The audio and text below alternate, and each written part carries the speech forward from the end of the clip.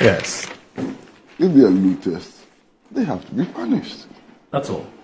If they are looters, you understand? I mean, that one, there can be no compromise on it. Right. You know? If they are looters, looters have to be dealt with according to law. In the first place, why tell them as looters? Because looting is stealing. Yeah, but that's what they mean. Yeah, but how did we arrive at that nomenclature or that descriptor when the person has not been taken to court of competent jurisdiction to say you're stealing, so you're a thief? No, I just something was just whilst you're going about your submission, I just thought you should think about it. Well, the president has said, and members of the oral team have said, yes, that there will be due processes followed in order to establish the innocence or guilt of persons who are of interest. So this question about how to call them and so on is completely, is not important at this stage. If due processes establish that some people have looted, then the law will prescribe how to deal with them. So that's clear. Okay. However, I get a little worried, about estimates of how much will be recovered and so on, because there's a certain presumption of guilt, already in those assumptions. It may well be that a competent court may throw out all of this, in which case the evaluations of how much we can recover and so on may come to nothing. Okay. So that's a sign of worry for me. Okay. But there are things that are commonsensical. You, MP, minister, deputy minister, president's friend, whatever, you see cantonments. And then you go and pay 42,000 cedis for a huge tract of land. You must know that something is wrong. You have to wait for somebody to come and tell you that what you have done is wrong. Master, you minister of whatever, friend of the president, even land at Abokobi is not sold for that much. Land at Gomoabra. And then you go and buy this large tract of land and you pay 42,000 cedis for it. You know that there's something wrong with it. And I don't know why they're even allowing us to go through all these processes, rigmarole and so on. You yourself, go and own up, surrender the land, or offer to pay the difference and keep it. How do you allow us to spend resources on legal processes and so on when everybody knows that it is wrong? Right. And I'm asking you don't understand what I'm saying. There are some things which are so obviously wrong. You understand? So I don't want to be making prejudicial statements now. But I think that the issues in question are very clear. I've heard people, usually from the NPP, who are saying that, but this government land, our people bought some, but there are NDC people too who bought some. How come that the list does not include NDC people? It's a legitimate question. What is the remedy? The remedy is that if you know NDC people who also committed the same offense, submit the list. Make a complaint. But how do we even know? How do we even know if there's no NDC, if there aren't any NDC persons in the list of persons? But that's what they're saying. The document, yes. I'm taking them for, at the face value. Okay. They're saying that, how? There are NDC people who also bought some of the lands in cantonments and so on. And they paid the same prices that MP people paid. Okay. I said, okay, no problem. Go and make your complaint. Send the evidence. You understand? If you send the evidence, if you make the complaint, and your complaint is ignored, then you have a legitimate basis for complaining.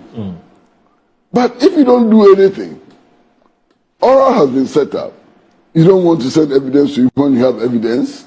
That's your headache. Meanwhile, you know, the deputy, former deputy attorney general, he's saying that the complaints and so on should have been sent to proper, you know, agencies and so on. Yes. Master, what are you talking about? He's a lawyer. He should know better. As we sit here tomorrow, if after this program we walk out of here and any citizen has a case of thievery or a case about subversion of the national interest and he gives it to you, Moro, you haven't been appointed by any president, you don't have any capacity in the Attorney General's office and so on, and you call the police and tell them that this is the information I have, can't it be investigated? Of course it can be. So what is the former Attorney General talking about? But Uncle, we should also be asking ourselves that the chap who brought the documents to me, why didn't he find it expedient to go and give it to the police directly? Why give it to me? Shouldn't that raise some questions about the kind of may well be that he doesn't have any confidence in the institution. But that's what the problem is. That's not the problem in this case. The former Deputy Attorney General is saying that there's a defect because persons who made the complaint did not go to established institutions. I'm saying that there's no defect. The Constitution actually even gives citizens the power to arrest. True. You understand? Yes. Citizens like you and I, we even have the power to arrest. So that argument is such a bad argument that it should not be repeated anywhere. My concern is that any citizen against whom an allegation is made must be held innocent until proven guilty before a competent court. That's the maxim. You can make any allegation, every allegation against any citizen, whether it's from the NPP or the NDC, no problem. But guilt is proven in a competent court. That's the rule. And if we apply that rule, we'll be fine. Then again, we must respect the rights of citizens. And what are the rights of citizens? For example, even in criminal cases, when you go before the police, before you are charged, you are told that you have the right to remain silent. That right must be upheld. You have the right to a counsel of your own. That right must be upheld.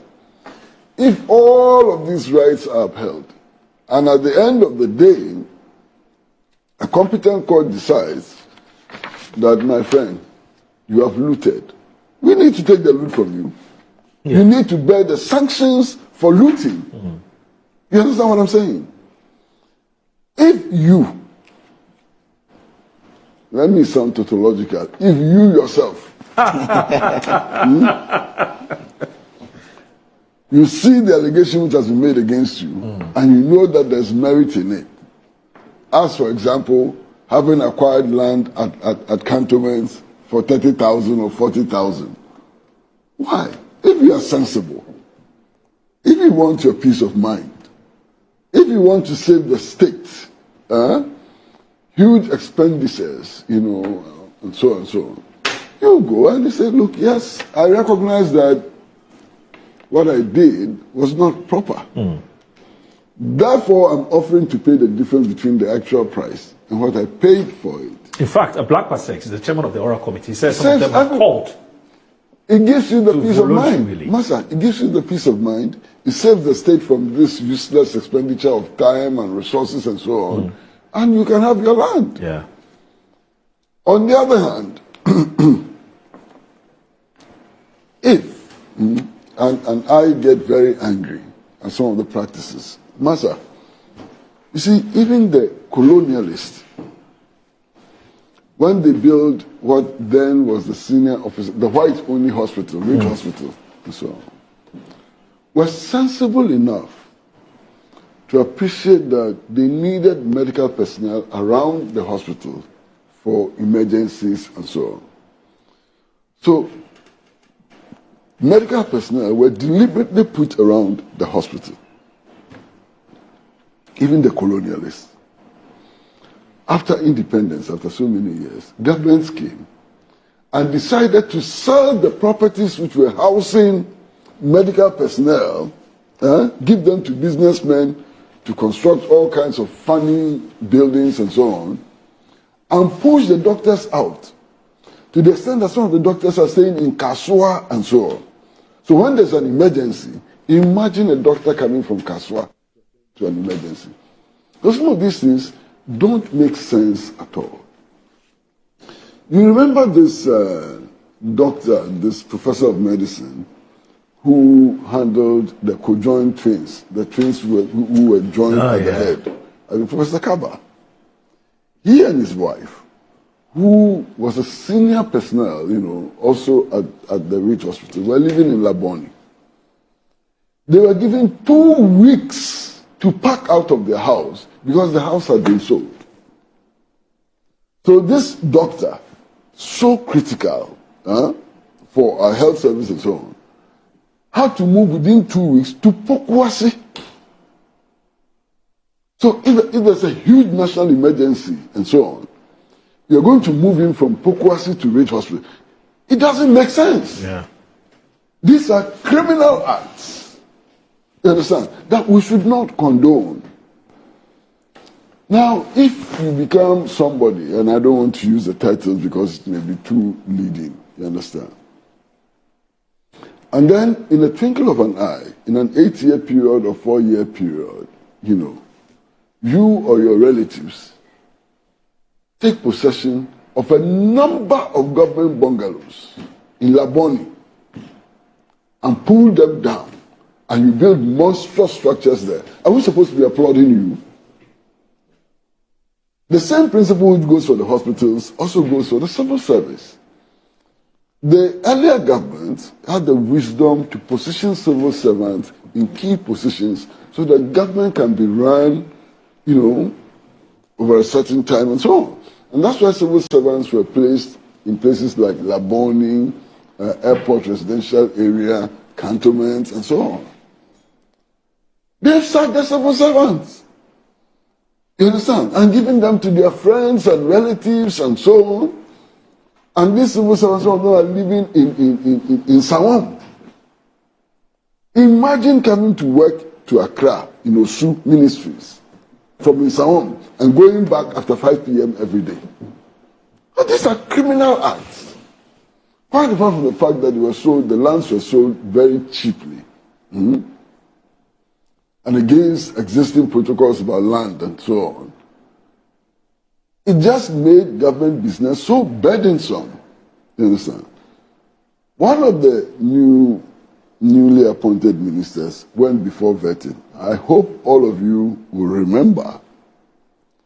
And he was asked about allocation of government lands. He said, anytime we worked on the lands commission, lands committee, we were offered land to show appreciation for the work that we have done. Member of Parliament, taking your salary as a member of Parliament. You work on lands committee and they show appreciation by giving you government lands. So please, I think we should take this oral business seriously and point out the need to respect the law and to respect citizens' rights, but not just throw it away or poo-poo it, and so on. Yeah. Because there is some merit. And we should separate, as they say, the wheat from the chaff. Right. Because there's a lot of wheat in there. Yeah. Collins, when you look at some of the cases that have been brought before oral, some of them are already known cases.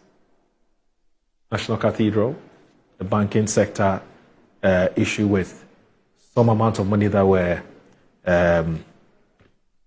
printed by the Bank of Ghana and giving out, and quite a number of them, There are let me say there are the conflicting opinions. That some will say, look, these are cases that we already know, so why admit them? But then the oral committee is also saying that, look, as for us, we don't determine for people what they should bring to us or not. Our parameters for determining the admissibility of a case is whether there is something in there And that's why they say theirs is information gathering or evidence gathering and validation. So if there's something in there... No, they don't do validation. No, that's what they said. They said they do... They don't do validation. Validate. What they don't do, they don't investigate. They cannot do validation. Why can't they? Validation is done at the point of the court. Really? If you validated the claims and so on, you found people guilty already. Yeah, but obviously if they don't also do that, they will just collect any chaff and put it out there. That is why the president handed over the brief, the report, to the Attorney General to study, to separate the chaff from the wheat. Then Attorney General, having done that, may proceed to court where evidence will be tested, validated. That's where the process of validation will take place. Interesting. Yes. Because they said it time and again. I mean, otherwise, they can't do what they call a case review. Sometimes all of us suffer from that problem. From that problem. Okay. And that problem is a problem of language. Right. Nobody speaks perfect English or perfect Tree. Okay. So they should stop saying validation. Collect the information and just pass it on. Validation is done by the courts. By the courts. Okay.